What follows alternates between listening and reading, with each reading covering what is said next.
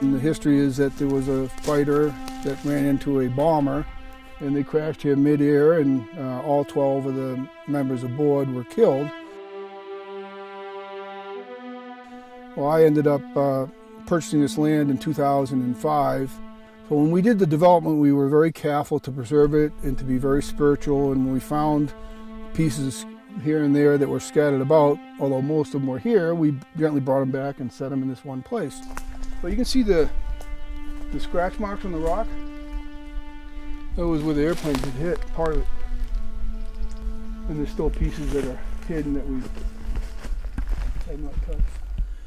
And more recently here, there was a group of gentlemen that do nothing in their spare time other than chase down the old crash sites, and they memorialize the sites and they pay tribute to the men. And we had them come up, and they have since documented all the pieces and parts, and we found out the names, and we built a plaque.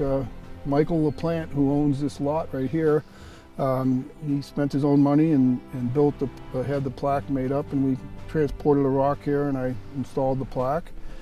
And then the cross is an interesting story. There was one of the members of the bombing crew who was killed. His nephew, who lived in Wisconsin, and wanted to have the cross placed here. He was dying and didn't have much time to live, and it was in the old church in Wisconsin since the time that the crash, which was in 1944, and so he sent us the cross, the crucifix, with the name of the member and the date of which the crash was, and he asked it to be placed on the site and the location where his uncle perished. And so we got the cross, and I made a little box, and we set it here, and we've kind of now dedicated this as a memorial. Although it's private, we have no objections. If someone wanted to contact us and come up and see this, we would certainly be willing. You know, the sad thing is that 12 men who were fighting for our most precious liberty vanished through no fault of anyone's. It was just an accident, and so it's really to these men that lost their lives that we do this, not for anything else. And